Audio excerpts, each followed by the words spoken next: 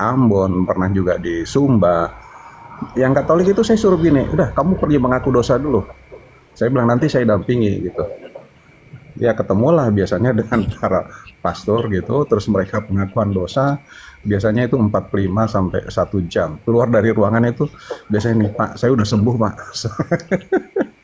Oh gitu. Nah itu kadang-kadang, ya makanya saya bilang, tunggu dulu, kita lanjut lagi. Saya beritahu lagi caranya bagaimana itu menyembuhkan apa? Saya bilang ada teknik namanya teknik mental pit stop gitu loh. Teknik mental pit stop itu sebenarnya mirip Maije, dengan nanti bisakah dalam ya. minggu ini 1 hari hanya omong tentang ini saja supaya bagi pengalaman tentang Oh boleh boleh. yang ini. Oke. Teman-teman, jadi nanti Saya Om dengan senang hati. DM kapan kita bisa supaya jangan hanya kitab suci terus tapi butuh ini. Tuhan Yesus bilang, Boleh dengan senang hati. hai dokter, Dengan senang hati. sembuhkanlah dirimu. Kita butuh juga tangan-tangan Tuhan dalam hal ini. Tuhan pakai tanganmu untuk begitu banyak mujizat yang Tuhan ingin untuk orang Ya, lain. benar-benar. Oke. Oke. Bahkan hasil penelitian terakhir, Pater, itu dari Clemson University, South Carolina, Amerika, 90% penyakit itu penyebabnya itu adalah faktor stres dan trauma emosional. Bahkan yang mengejutkan itu bahwa asam urat itu ternyata faktor makanan itu hanya 30%. Iya. 70%-nya itu karena faktor stres. Oh ya. Oh begini Om Maije, kita langsung Om J. Hari Jumat bisa kan? Karena besok tidak bisa. Oh boleh. Hari Kamis ada Zoom. Jumat dengan senang hati. Dengan Jumat senang ya hati. teman-teman, ingat kita tema apa nih Om J? Hari Jumat nanti. Coba nanti saya pikir-pikir dulu, Pak. Pikir nanti DM, oke. Yang penting hari Jumat ya. Ya, boleh. Sekitar Ya, jam 8 pagi lah. Pagi saya di sini pagi. 8 malam waktu Indonesia Barat. Jam Oke. 8 malam waktu ini. Ya, Oke. boleh. Nanti- Dengan senang hati, Pak. Yo, terima kasih banyak ya. Om J hari Jumat. Terima kasih banyak, Pak. Oke. Nah, Om J, senang hati. lanjut sedikit. Ya. Oke, nanti jadi penting sekali ya teman-teman. Contoh, saya selalu katakan kepada Pak Sutri, saya tidak pernah punya masalah dengan wajahmu. Saya tidak pernah punya masalah dengan wajahmu, tapi saya punya masalah dengan wajah yang kau apa ya? No tengo problema con tu cara, pero tengo problema con la cara que tú. No tengo problema con cara que tú tienes, pero tengo problema con cara que tú pones. Saya tidak punya masalah dengan wajah yang kau punyai. Saya punya masalah dengan wajah yang engkau pasang. Contohnya, kalau setuju, karena suami pulang rumah, istri tunggu di rumah dengan muka asam. Semua kegembiraan yang ingin dibawa ke rumah selesai. Ya, dalam neurolinguistik itu, Pater, itu namanya kalibrasi. Itu kalibrasi. Kita bisa melihat orang itu ada masalah, kok ini tiba-tiba wajahnya berubah, entah itu dari tatapan matanya. Itu namanya kalibrasi. Oke, nanti kita belajar banyak di hari Jumat. Oke. Yuk, Om Boleh, Maije. senang hati. Terima kasih ya. Oke, Saya siap. sapa yang lain. Terima kasih banyak, Pak. Yo, mantap. Gracias. Om Magda.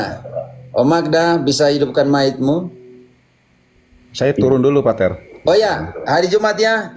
Saya punya utang dan engkau punya siap, utang. betul. Utang Oke, kepada siap, 225 orang nih. Siap. Yo. Mari, Pater. Yo. Mantap, terima kasih. Magda. Tolong minta hidupkan mic-nya. Magda, saya hidupkan mic dulu. Magda tadi, mungkin Om Magda belum tahu hidupkan mic. Om Magda. Oh Magda, aduh kesian tadi mau tanya tadi. Oh Magda, Tante Magda atau Om Magda nih? Magda, oh Magda. Ingat hari Jumat ya teman-teman, yang punya asam urat hari Jumat tuh yang punya asam urat dan semuanya. Tolong ya. Oh ya Om, bagaimana Magdalena? Oh ya Ibu. Magna dikondisikan dulu, tolong. Udah aku send buat dia nyalain mic-nya, cuman belum dinyalain. Atau kita turunkan dulu supaya dia naik lagi. Om Magda kalau dengar, turun dulu, lalu naikkan kembali tanpa mematikan. Ayo engkau panggil kembali, ayo. Ayo engkau panggil kembali Om Magda.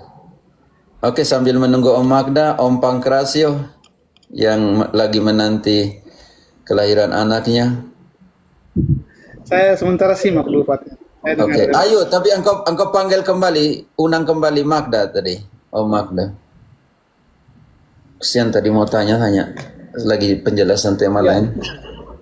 Beliau sepertinya mau bertanya tadi, ibu tadi. Oh ya, Om Billy, Om Bibir Licin belum lewat. Bibir licin mana? Tolong dipanggil, tolong Om Mamat. Pasti kalian Licin, rindu bibir Om licin. Bibir Licin ini. Crusader, Katolik Apostolik. Kemanakah engkau Katolik selama ini? Siap Romo. Ya. Allah Ya, ada Crusader. kesibukan sedikit Romo. Oke, mantap, tidak santai saja. Crusader, silakan Crusader. Ya, tadi cuma mau nanya sama Ijim, tapi udah turun ya sudah. Hari Jumat Tadi ya, mau nanya- Crusader, kita sama-sama lah, bagus lah. Enggak mau nanya background aja sih, soalnya saya tertarik kalau hubungannya dengan neuroscience kan saya juga suka itu. Oh ya, saya juga suka, makanya saya siapkan waktu hari Jumat supaya sama-sama itu. Eh, Lebih backgroundnya panjang. apa ya tadi ya? Saya telat nyimak tadi. Saya tidak nyimak dari awal soalnya. Beliau seorang saintis atau dokter atau perawat iya. atau researcher atau apa ya? Mungkin, Luis. Kalau boleh tahu. Luis. Sepertinya dokter sih, Ya. Kak. Oh, iya. Tapi kok nggak cuma aku cuma ada beberapa statement yang aku pengen tanya sih tentang gout arthritis tadi juga. Kok dia bilang faktor stres tuh agak-agak kontroversial sih menurut saya. Makanya aku mau nanya background dia apa dulu. Yang asam urat sama faktor stres. Kan hiperurisemia itu kan bukan karena pikiran sebenarnya itu, tapi karena gangguan di ginjal atau Oh, karena terapis tuh pada ketik di bawah terapis. Oh ya sudah, ya udah ya make sense. Soalnya kalau dokter kalau bilang kayak gitu agak-agak kontroversi sih. Tapi nggak apa, itu hak dia kan karena beliau terapis juga soalnya. Ya udah, oke, nggak apa. Aku cuma pengen meluruskan aja, takutnya nanti orang menghubungkan apa-apa ke stres, padahal nggak selalu gitu. Kan hiperurisemia itu kan nggak berhubungan dengan stres bahkan. Gitu. Nggak, aku bukan psikiater by the way, bukan psikiater. Cuma mau nanya Tidak, background dia aja tadi tadi. hanya omong 90% itu dalam sebuah makalah hasil penelitian di Amerika Serikat. Ada hubungan dengan asam urat dengan stres. Dia tidak omong dari dia sendiri, tapi dia hanya bilang ada. Iya, penelitian tapi di saya mau kritisi paper dia, apakah paper itu penelitiannya metodenya sesuai gitu loh, Mo. Soalnya kan kadang kita kalau pakai metode penelitian yang hanya observasional itu tidak terlalu valid hasilnya. Kalau yang hal-hal seperti itu harus dilakukan. Saya tidak yang tahu, lebih itu kan dia hanya eksperimen. kutip Oh iya iya. dari salah satu contoh.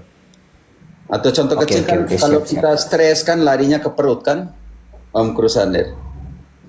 Iya. Oke. Atau gimana Om Crusader? Kadang orang stresnya Ya, biasanya ya nggak larinya enak ke sih. perut, Ini kan kan persoalan perut. ini ya sebenarnya bisa saya jelaskan sih, tapi ini kan room Katolik ya, nggak enak lah aku. Nah, ya bahas maksudnya kayak seperti itu, contoh kecil seperti itu. Jadi, tadi hanya tapi ambil sebenarnya saya nggak setuju sih Romo. Sebenarnya saya nggak setuju, tapi ya sudahlah itu. Nah, mungkin untuk lain hari aja untuk ini. Penelitian tuh nggak sesederhana itulah gitu istilahnya.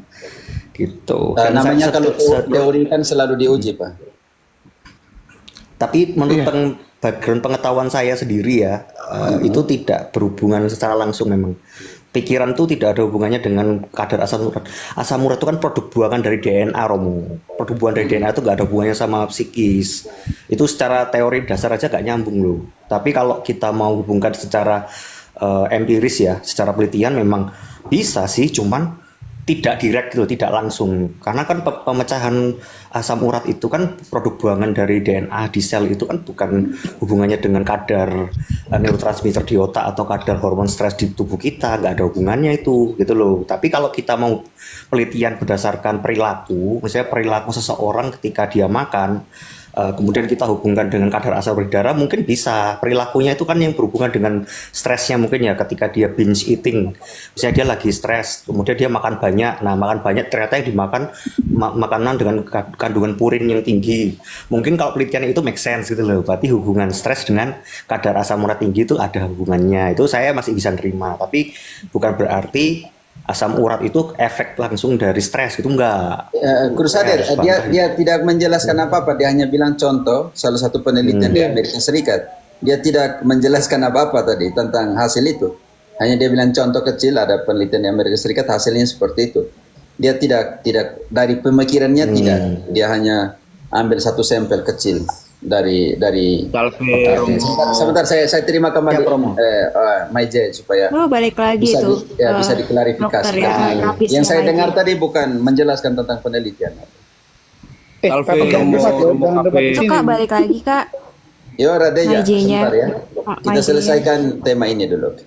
Silakan Maije. Ya, aku tanya mau belajar boleh gak? Oh, sangat bisa, sangat bisa. Tapi selesai selesai tema ini dulu. Oke, siap Romo. Santai aja sama aku. Woi, Maije, dengar sedikit tadi Ya, komentar. Salve. Yo. Ya, oke, malam Pak Crusader. Ya, malam Pak Maji. Itu hasil dari Salam penelitian klaim. Salam kenal. Dengan dokter atau? Ya medis, anggap aja medis. Oh gitu, medis ya. Iya. Ya, nah itu hasil penelitian dari Clemson University. Ya, nah asam urat itu bagaimana? Itu ketika DNA itu yang rusak. Nah itu nanti ya, itu kan DNA itu kan yang dari protein. Ya benar nggak kira-kira? Ya lanjut dulu aja. Nah itu yang rusak. Nah itu nanti jadi penyebab dari asam urat. Kurang lebih singkatnya begitu. Kalau Pak Crusader mau nanti hasil penelitiannya Oke. saya ada. Itu metodologi penelitiannya apa? Randomized control trial atau apa? Ininya. Saya nggak tahu, tapi itu hasil penelitian dari Clemson University, South Carolina. Oh iya. Dan itu Papernya- itu sudah terbit di American Journal. Iya, oke. Sebenarnya kan prinsip dasarnya kalau ngomong ke situ ya. Aduh, Romo maaf ini topiknya jadi melenceng nih. Oh, santai aja. Kita clearkan sedikit itu baru. Oke. Nggak, karena prinsipnya kan kalau secara saintifik ya, yaitu DNA dalam sel kita itu kan sebenarnya itu yang membawa informasi genetika kita kan. Nah, ketika itu sudah harus didaur ulang dalam tanda kutip ya, daur ulang. Aku nggak ngomong dalam artian daur ulang yang kayak pada umumnya gitu, enggak. Tapi ketika harus itu sel-selnya udah rusak dan harus dibuang produk-produk yang sudah nggak berfungsi itu, maka itu kan jadi bentuk asam urat itu kan. Nah, itu dibuangnya kan lewat ginjal. Nah, lewat pipis kita kan. Cuman akumulasinya itu yang tadi saya ingin kritisi adalah bagaimana mengkorelasikan akumulasi produk buangan ini dengan kondisi psikologis. Itu aja. Ya. Karena apa? Kalau kita berkesimpulan bahwa itu efek dari stres itu kan regulasinya lebih ke sistem saraf dan sistem hormonal kita kan. Sistem saraf itu ada namanya sistem saraf simpatis, kalau hormonal lebih ke regulasi hipotalamus pituitary axis itu yang meningkatkan kadar kortisol darah. Itu dua-duanya setahu saya tidak berkorelasi langsung dengan kadar asam urat gitu loh. Betul. Nah, ketika kita punya dasar teori seperti itu, makanya kesimpulan itu saya pertanyakan, itu kan question begging kan, dasarnya apa. Tapi kalau memang penelitian itu, saya potong ya. Inilah pentingnya bahwa ilmu pengetahuan itu kan berkembang terus gitu. Kalau dulu kan misalnya gini bahwa memori itu kan disimpan di pikiran kan. Tetapi secara neuroscience ternyata dibuktikan bahwa di setiap saraf itu memori juga disimpan. Bahkan hasil penelitian terakhir dari Dr. David Berceli, penemu TRE, dia mengatakan apa? Oh ternyata bukan cuma di pikiran, bukan cuma di saraf, tapi juga di tulang ekor. Memori itu disimpan. Itu. Saya kebetulan belajar TRE. Trauma and Tension Releasing Exercise saya ada beberapa pasien, jadi misalnya dia dengan gangguan sulit tidur, yang biasa sudah minum sampai minum Xanax, hanya dengan melakukan TRE itu selama sebulan, sehari hanya 5 menit, itu bisa hilang. Itu kecemasan bisa hilang. Ini saya lagi coba lagi sama satu Romo, ya, dia sudah mulai membaik. Itu yang cemas, kecemasan tinggi. Saya jadi tanpa obat-obatan, dia sudah dari dokter psikiater. Saya coba minta sama dia berhentikan dulu. Saya coba dengan metode TRE dan ternyata jalan gitu, dan hasilnya bagus. Oke, saya Saya mau potong tanya. teman-teman. Sorry, saya Ya. mau tanya Tere, Om sebentar. Maije. Nanti saya boleh kontak gak? Boleh dengan senang hati. Oke, teman-teman bisa dengar suara saya? Halo.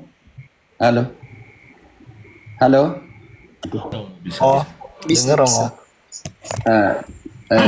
Yang semua petugas kesehatan yang Katolik, nanti kalian teman-temanilah, berdekatlah jadilah teman buku-bukunya Santa Hidelgarda ya. Iya. Seluruh bukunya tentang psikoterapi, tentang depresi, tentang semua. Dia adalah dokter, biarawati dan dokter.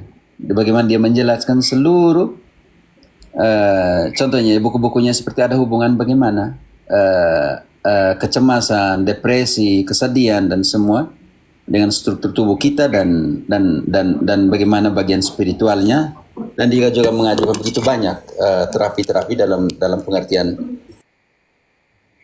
obat-obat apa juga untuk mengatasi itu. Kalian yang petugas kesehatan dan yang Katolik, jadilah teman dari buku-bukunya Santa Hidelgardus. Tidak tahu di Indonesia, kalau di sini ada di editorial SPD ada buku-buku seperti itu, besar loh. Edisi 1, edisi 3 Santa Hidelgarda punya, Hidelgardis ya. Hidelgarda kalau dalam Spanyol, Hidelgardis tahu di Indonesia ya. Kalau saya malah ada bukunya Romo, yang seorang psikoterapi itu, Luis Jorge González. Tidak, maksudnya Dia Ordo jadilah, CMF ya, yang orang Argentina. jadilah teman dari Santa Hidelgardis. Hidegardis ya. Seluruh buku-bukunya tentang kesehatan. Baca-bacalah buat Itu pembanding. sama. Itu kurang lebih mirip dengan bukunya Luis Jorge González itu lah, dokter. Yang Ordo Tapi ini CMF. santai, maksudnya bilang dari orang kudus ya. Oh iya. Saya kebetulan dapatnya dari seorang Romo itu CMF dari Filipina gitu. Oke. Baca-baca dan coba ini. Nanti yang ini nanti kita lanjutkan hari Jumat ya, teman-teman. Iya, Pak Ter. Yo, oke. Ya, makasih. Ya, Jadi langsung, sebenarnya belum saya tanggapi, tapi ya sudahlah. Oke, makasih. Silakan mau tanggapi, silakan. Ya, tadi sebenarnya topiknya sudah nggak yang relevan dengan apa yang saya ingin pertanyakan sih. Kan saya ingin mempertanyakan terkait istilahnya mekanismenya bagaimana menghubungkan antara itu tadi apa asam urat dengan stres itu ya. Tapi kalau yang mau dikatakan Pak J tentang neurolinguistik itu topik yang berbeda sebenarnya ya. Lebih ke hubungannya nanti ke psikologi ya gitu. Jadi sebenarnya saya tidak mempertanyakan hal itu, tapi ya udah, ini udah ada yang protes di bawah, jadi saya stop aja sekarang. Gitu. Saya izin turun aja. Gitu. Makasih Romo. Oh, santai aja. Yuk. Santai Pak Crusader. Saya Yang hanya penting pakai kita juga dengan bantu orang, prinsip dasar membantu orang untuk lebih baik lah hidupnya. memang kalau dari teori medis Barat itu antara pikiran dan tubuh itu dipisahkan. Beda dengan timur. Itu bahwa pikiran itu sangat mempengaruhi tubuh kita. Itu gampang sekali dalam kehidupan sehari-hari. Contohnya banyak sekali. Itu banyak sekali contoh-contoh yang bahwa bagaimana pikiran itu bisa mempengaruhi.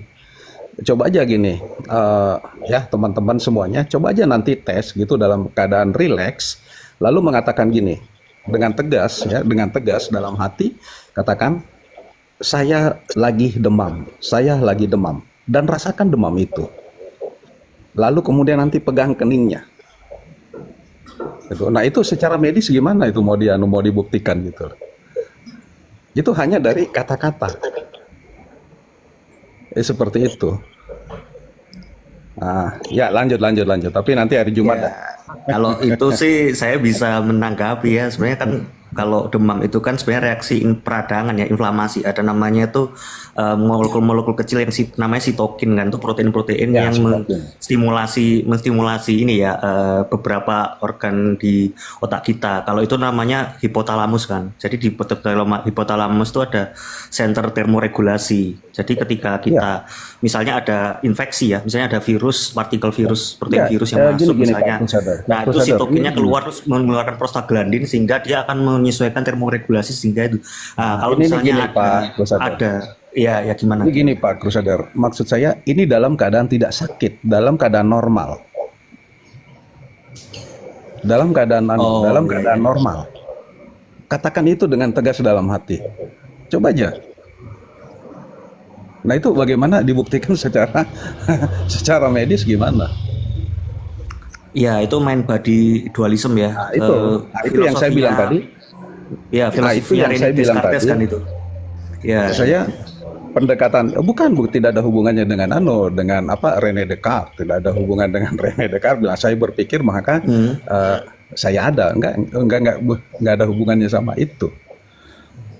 Masih banyak lain. Itu. Kadang-kadang saya katakan gini, ya itu seperti contoh yang saya bilang tadi ya, yang orang kena penyakit GERD. Saya suruh aja dia masuk ke pastor, pengakuan dosa. Setelah itu dia sembuh. Bahkan ada 3 pasien saya tidak ajarin terapinya, dan sampai sekarang sehat. Itu hanya dengan pergi pengakuan dosa. Nah sekarang secara ilmiah gimana tuh coba? Secara medis gimana gitu? Kayaknya ke spiritual atau kayak mana ini? Iya nih jadinya rempet sedikit ke metafisik. Karena nanti itu nggak bisa kemudian komen kalau dibahas itu. lebih rinci lagi di Summa Theologia. Aku baca soalnya Summa Theologia. Karena Santo Thomas Aquinas menjelaskan itu juga. Gitu. Ya Pio, ini sebenarnya kan aku poinnya Pak Jenny arahnya lebih ke ini ya, ada aspek metafisik juga sih sebenarnya aku lihatnya ya. Aku nggak bisa komen sih kalau itu. Ya aku nggak bisa komen itu. Aku no komen karena itu bukan sains. Maksudnya lebih ke aspek yang tidak kelihatan ya. Gitu. No comment. Ya. Udah hentikan kita kipas-kipas Summa Theologia aja dulu. Ya udah. Ya boleh lanjut. Kalau udah tenang baru. Yo. Ya, silakan saya berarti ya. izin turun ya. Terima kasih semuanya. Iya, Oke, Pak saudara. Crusader. Yo. Iya. Oke, hari Jumat ya yang asam-asam urat seperti Pio dan kawan-kawan jangan lupa.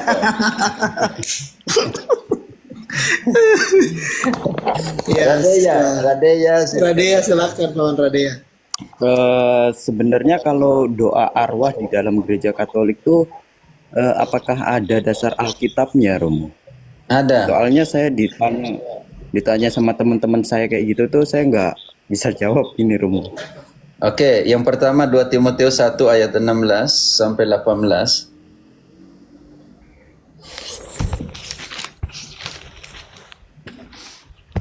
Timotius 1 ayat 16 sampai 18. Namun, hindarilah omongan yang kosong dan tidak suci yang hanya menambah 2 kefasihan. Timotius 1. Oh, 1 ayat 16 ya.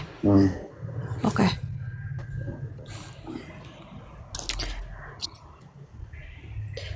Tuhan kiranya mengaruniakan rahmat-Nya kepada keluarga Onesiphorus yang telah berulang-ulang menyegarkan hatiku.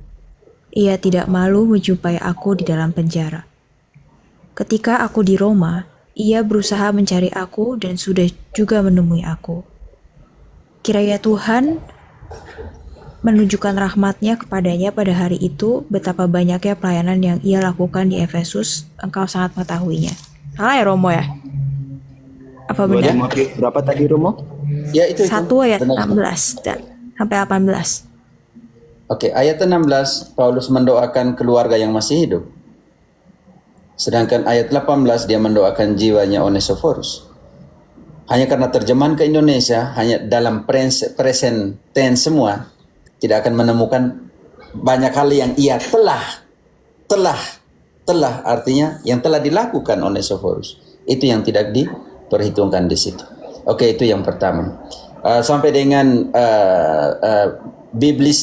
biblistas ahli kitab suci Protestan mengakui bahwa itu doanya Paulus untuk jiwanya Onesiphorus. Kiranya Tuhan memberikan kasih karunia pada harinya. Harinya ini hari di mana kita menghadap takhta pengadilan Allah.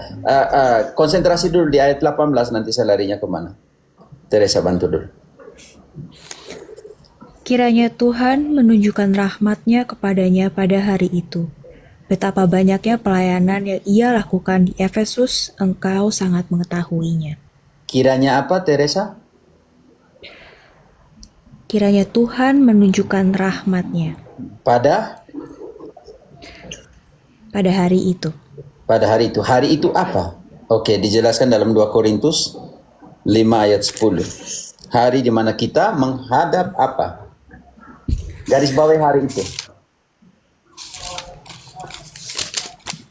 2 Korintus berapa? 2 Korintus 5 ayat 2 10. Korintus 5 ayat 10. Menjelaskan hari itu tuh apa? Oke. 2 Korintus 5 ayat 10. Sebab kita semua harus menghadap tahta pengadilan Kristus, supaya setiap orang memperoleh apa yang patut diterimanya sesuai dengan yang dilakukannya dalam hidupnya ini, baik ataupun jahat. Oke, itu yang pertama. Yang kedua, doakan orang yang telah meninggal, 1 Yohanes 5 ayat 16-17.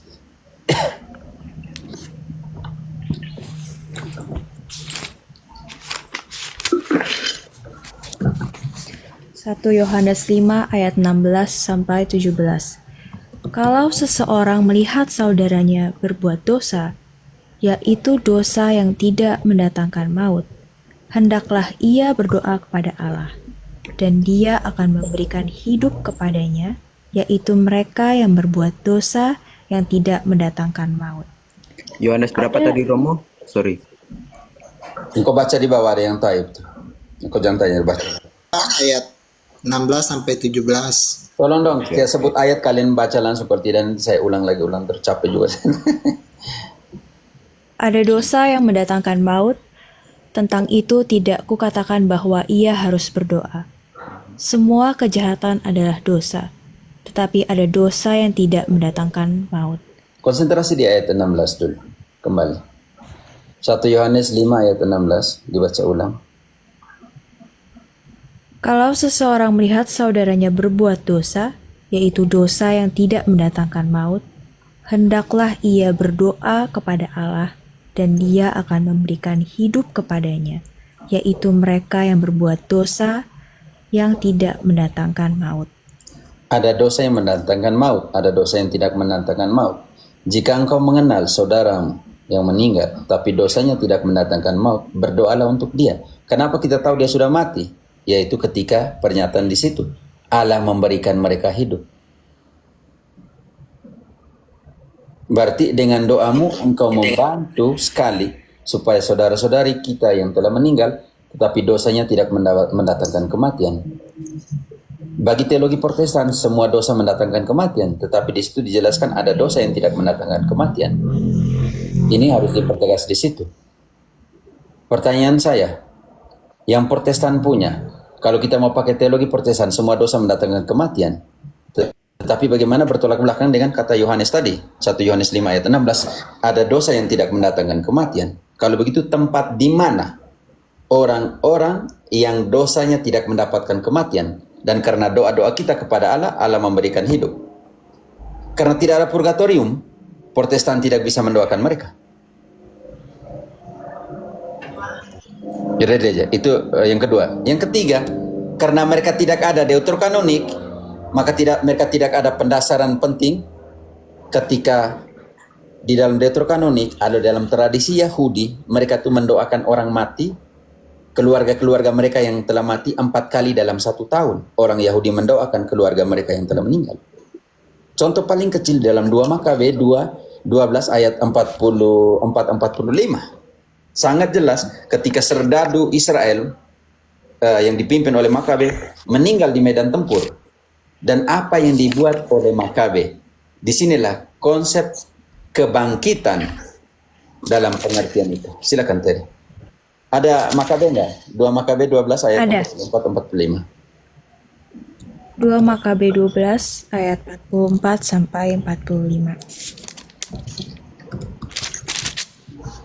Sebab seandainya ia tidak berpengharapan bahwa mereka yang telah meninggal itu bangkit kembali, sungguh bodoh dan sia-sialah mendoakan orang-orang yang meninggal.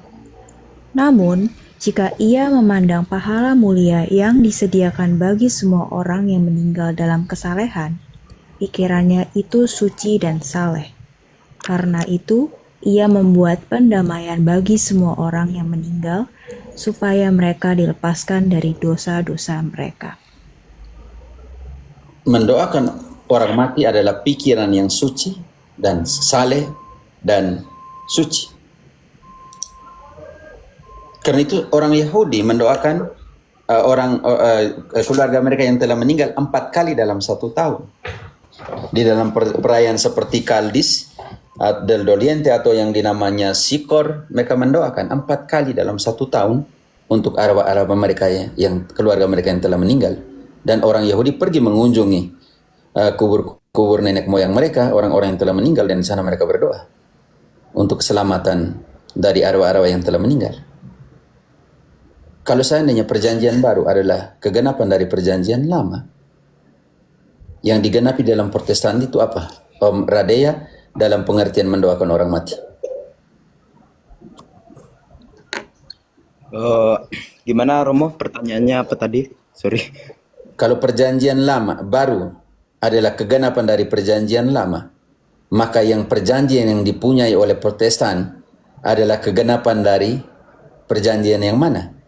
Karena orang Yahudi mendoakan untuk arwah-arwah mereka yang telah meninggal 4 kali dalam 1 tahun dalam perayaan Sikor, dan semuanya itu didoakan. Disebut semua nama-nama dari keluarga mereka yang telah meninggal. Kalau begitu Protestan punya perjanjian 27 kitab perjanjian baru itu kegenapan dari perjanjian yang mana? Yang orang Yahudi punya atau orang apa punya? Nggak tahu gitu. Mereka tidak ada Makabe, jadi mereka tidak bisa. Ingat bahwa Zamnia mengeluarkan Makabe Deuterokanonik tahun 90 itu bukan karena tidak diakui Deuterokanonik itu di dalam Septuaginta atau dalam kanon Alexandria, tetapi bencinya mereka kepada gereja Kristen. Mungkin dia membuat perjanjian sendiri, Romo. Ya, jadi itu jadi persoalan. Sangat jelas loh mendoakan orang-orang yang telah meninggal dalam kitab suci.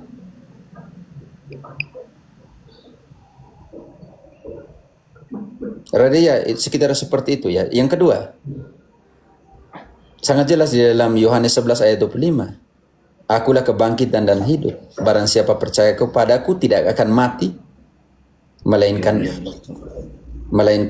akan hidup. Yohanes 11 ayat 25. Akulah kebangkitan dan hidup. Jadi kita tidak buang kita punya saudara-saudari kita di kubur ya.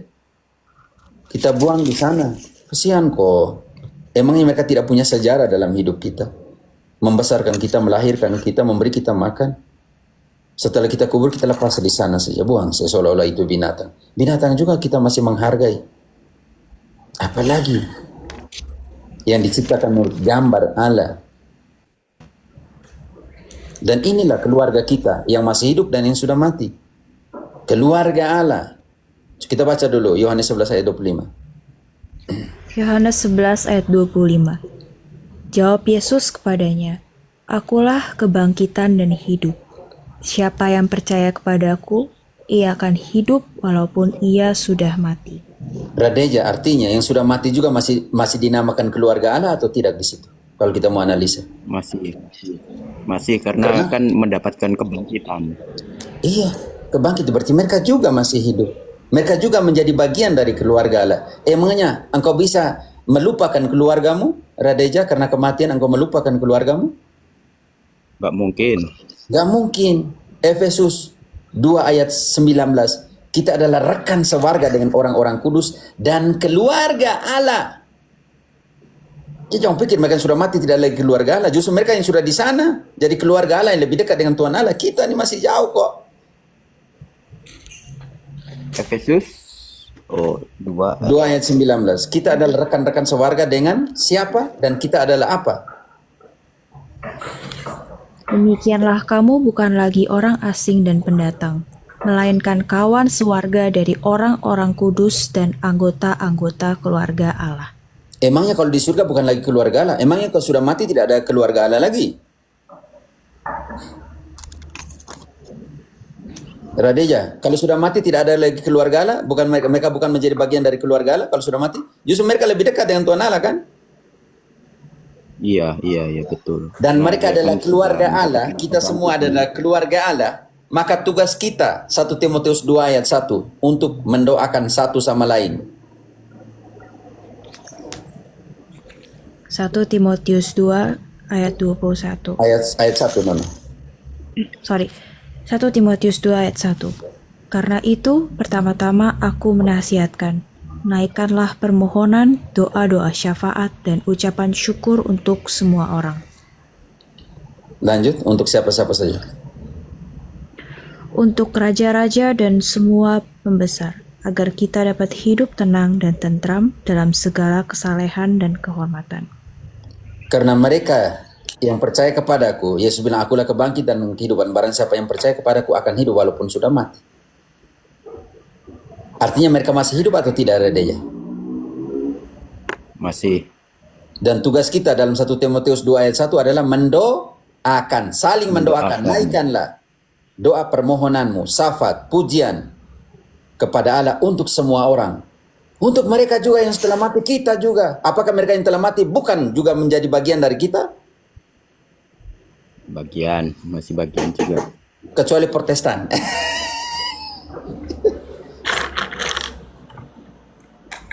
Logika sederhana.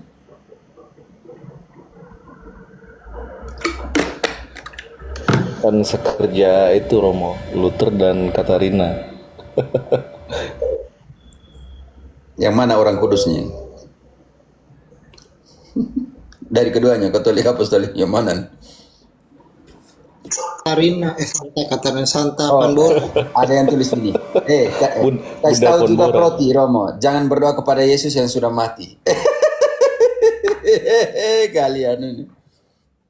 Yesus bilang, ya akulah kehidupan dan kebangkitan. Yang percaya kepadaku tidak akan mati, akan hidup walaupun sudah mati. Kalian tidak percaya kah? Yesus sudah omong begitu, mereka tidak mati.